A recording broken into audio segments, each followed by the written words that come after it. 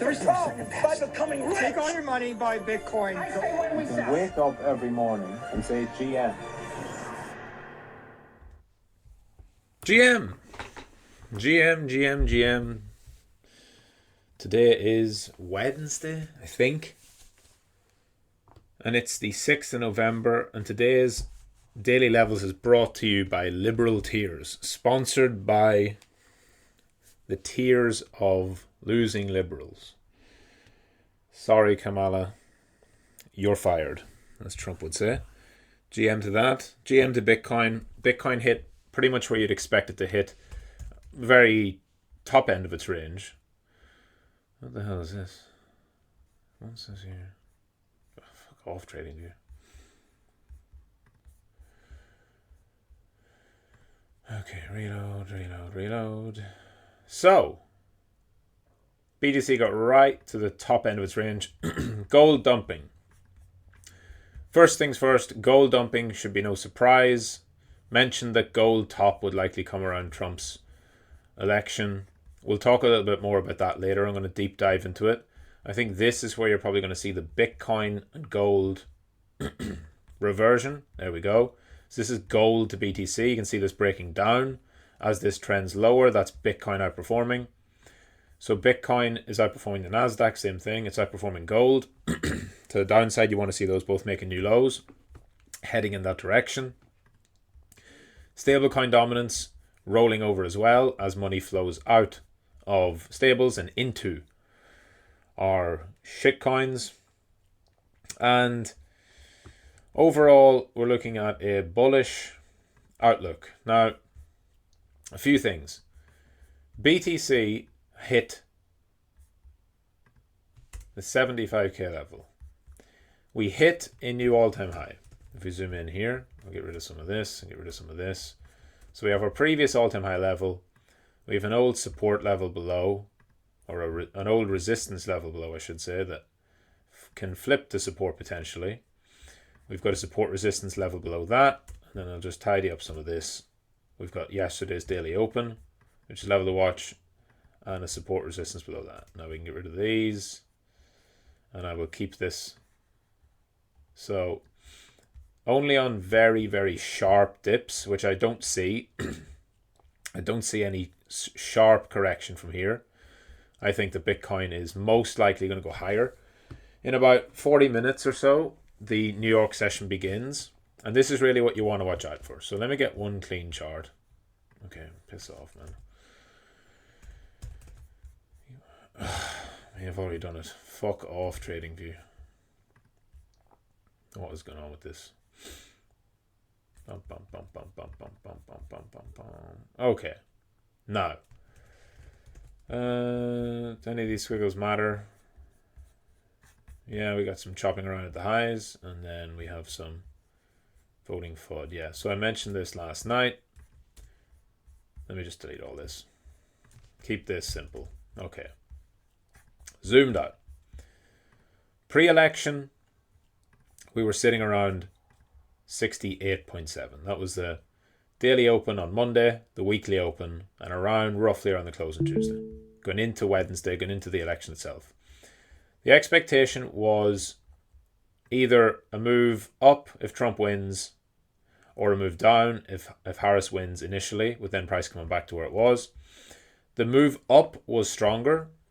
It was a big move up. It has closed. It hasn't closed yet, sorry, but it has broken through previous all-time high close candle and all-time high wick resistance.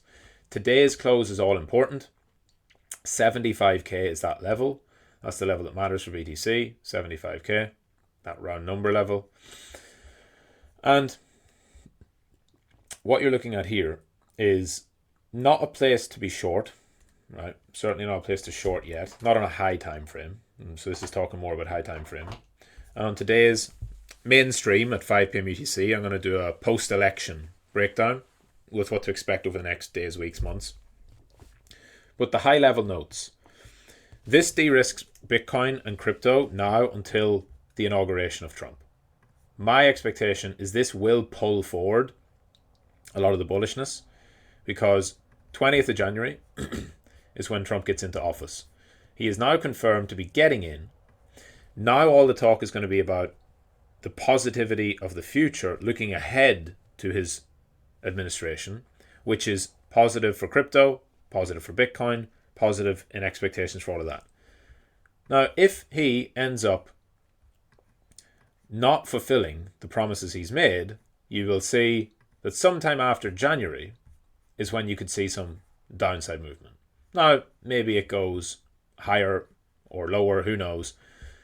The point is not that it will go down in January. The point is that most likely we can see more upside until then, because nobody can have their hopes ruined, right? He can't be any unfulfilled promises yet. It's still all about promises. The narrative and the story is going to be about Bitcoin and the strategic reserve and how good it's for crypto and how we're going to deregulate and how we're going to get rid of Gary Gensler. And it's going to be great for altcoins. So all of that's now on the table. The stuff we've talked about for weeks and weeks and weeks. The goal now is to not mess it up, right? The goal now is to not overthink it, overplay it, overdo it. Yes, there can be pullbacks. It's unlikely that will be today. If there is a dip, if there is any dip down or any wick lower, that's likely going to get bought today. And so, a couple of expectations I have.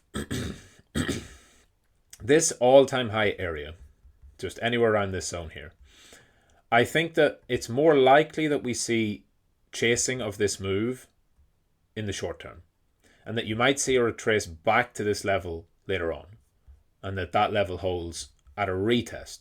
Because essentially, people that were sidelined here are still sidelined, and we've had the best news of the whole cycle.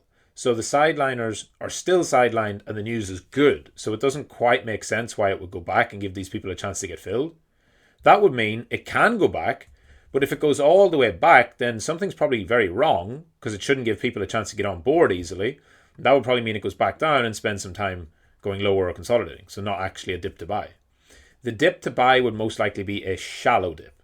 Shallow dip, not a deep dip. Right. I mentioned last night that I think it would consolidate until the New York Open, and it's doing exactly that. We touched off 75, we dropped back a bit to about 72.7, we've moved back up. We're sort of around that previous all-time high level, holding just above it. And I think that we're going to stay there until the New York session, and it's really important then what happens during New York session. I'll break down on trade of the day some of the price paths you could expect for that. Tomorrow we've got the Fed meeting, so attention will focus over there very soon. But bullish Trump trades. So Bitcoin, number one. Bitcoin was the first one to take in flows and attract capital because of the election. ETH. And so my expectation, the higher end of what do you expect for Bitcoin to be about 74, 75. It's hit that. ETH is actually interesting because now ETH becomes more attractive as it de-risks crypto as a whole. And even though ETH's a piece of shit, it's going to become attractive, more attractive than it was.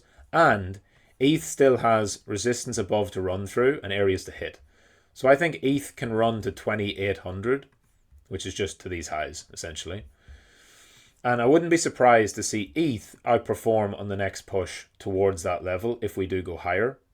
The thing you'd want to watch there is ETH BTC and see how ETH BTC is looking on a lower time frame. I mean, you have to go to a very low time frame to find any bullishness on ETH BTC. But you could see ETH BTC having a rally, and if it does have a rally up even just into its 4-hour bands, you'll probably see Ethereum making a move up towards 2,800 itself. Reason for that is because the first flow of money will go straight to Bitcoin. That has already happened. It's likely there'll be a small catch-up trade on ETH. This isn't a high time frame bullish thing for ETH. Structurally, ETH is bearish, right? But it can definitely have a move towards 2,800, I think. I think ETH should be able to de-risk. It's been de-risked and it's took out these lows. It should probably be able to squeeze up some shorts and just push towards that level. Now, Doge is another one. So Doge has done well. It's the Elon Musk trade and the Department of Government Efficiency and all that. However, I think that Doge from here has probably set what will be a local top, or it'll go a little bit further. And that may consolidate. Now, it depends on what happens in the market. So obviously, if it continues rallying into January, you might see Doge leading for a bit longer. Or you'll see Doge finding resistance up here, and then consolidating until January. So it drops back, consolidates, and then it pushes on higher from there. I don't expect the trade to fully unwind, but I would not be a major fan of Doge as a trade here, because I think the best trade on Doge was get long at 10 cents. Trump wins the election. Everyone talks about Elon Musk and the Department of Government Efficiency and all that bullshit. And you get a 2x on Doge in size. And I think a lot of people who bought Doge are going to be selling it for a quick 2x profit. So I wouldn't be surprised if Doge has had most of its run already. You want to see now where liquidity is going to flow next. So we're looking at Bitcoin. We're looking at the stock market. Right? All of this is going to come in now. We're looking at the S&P, the NASDAQ, see where money's going to flow, and then Bitcoin dominance. Today, you want to be watching for the Trump trades in the stock market. That's going to be crypto. That's going to be obviously the S&P and the NASDAQ, particularly the NASDAQ with tech stocks. That's going to be energy, domestic energy. That's going to be anything that will be aligned with a Trump trade, a Trump presidency expectation. The main thing, if you're looking at BTC, and I think this is how it's going to go roughly, I think that if Bitcoin closes this New York session, it's really important here. Overnight, we've seen a lot of buying as people play the election itself. In 30 minutes, the New York session opens and you're going to see 6 or 7 hours of proper trading throughout that session. If Bitcoin closes today above 75, right, that's when I think, if it closes above 75, I think it can continue to 80 before a pullback. And then on a pullback, you're probably looking at some area around here to get a retest rather than any deeper dip. So it leaves people sideline. They FOMO in and drops back.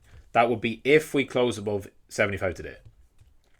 If we don't close above 75 today, we are still in this false breakout territory where you can see Bitcoin consolidate or chop or pull back around the highs and go for the original December breakout that I've been talking about.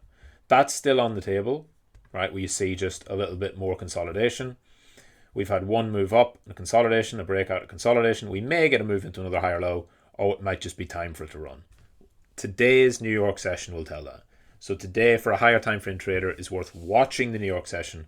If it closes above 75, I think you can take a breakout trade with a stop loss below all-time high, because that one should hold if it's going to hold. But you need to see those flows during New York today. I think we will hit those highs today, most likely. I'd be pretty sure that there'll be some buying going into that. There's probably going to be big inflows in the ETFs today. A chasing trade. You have to see then, is that an opportunity for whales and others to exit or not? Now, zoom out context is super important. This monthly chart is absolutely fantastic. We are building a strong November on the back of a strong October. And just slice it up simply, right? BTC is about to put in a massive trendline breakout with a retest at all-time high and a 9-month range breakout. So let me hide all this. Trendline, breakout of the diagonal trendline, retest of it, both 2 weeks ago, at the end of last week, and at the start of this week, and breaking horizontal resistance of the 71k weekly close high, and breaking out above the all-time high itself. This is perfect condition for a continuation. This would not be a move that I would want to fade. I would think that this most likely, with everything that's lined up, that this will go higher, but today's session will show. Altcoins become suddenly very attractive. Not any individual alt, but the total three. So it doesn't, when I say that, it doesn't mean you just buy any alt, although most will probably do well. But this does lead us to a point where Bitcoin dominance is quite likely to top soon, right? Soon or soon-ish. Because even though Bitcoin will go higher, I'm sure, and you will see capital flow to BTC to chase price discovery. I'm not calling a top on Bitcoin dominance here. That'd be stupid. It's still rising. But sometime soon, maybe it begins today, maybe it's at the weekend, maybe it's next week, I think you'll start to see money really flow into alts and for Bitcoin dominance to start dropping. And if you then start to see Bitcoin dominance making lower highs and lower lows for the first time, right? It hasn't done that over here. It's only really consolidated. It's attempted to make lower lows once, but it keeps rising. If you properly start to see Bitcoin dominance dropping, going into a seasonally strong time of year, that's the time where altcoins are going to move, and that's when you're going to see the biggest run and flows into them. So you want to be watching Bitcoin, Bitcoin dominance, ETH. As for Solana, so Solana has done exactly what you want to see Solana do. So I'll be looking for a Solana swing trade at this point. Keep it really simple on Sol. It broke 163. Perfect. It held above. It faked out below. It broke daily structure briefly, but it held the 50 EMA, pushed through. Daily close above here is the confirmation required for Solana. That would guarantee a bottom at 161 just based on price action, and then you'd be looking for buying any dips. The simplest way to place Solana on those dips is the daily bands. So again, it likely would go higher in the short term, and you'd be looking at when does it pull back, when does it pull back, when does it pull back, and if it pulls back into the green bands, it will probably follow a fast trend to wherever it's going, whether that's to 2024 highs, which I think is an easy target, and then all-time high 260 plus is target beyond that. Again, there's no guarantee that this is going to be the time or the move, but we have the setup there. Stuff is breaking out. Stuff is moving towards areas where you would expect breakouts to continue. We can see where we'll go from there. I think Sol may lag slightly in the next few days because I think ETH could have an opportunity for 2 or 3 days of high performance, which might leave Solana lagging ever so slightly, but I think then it will kick on.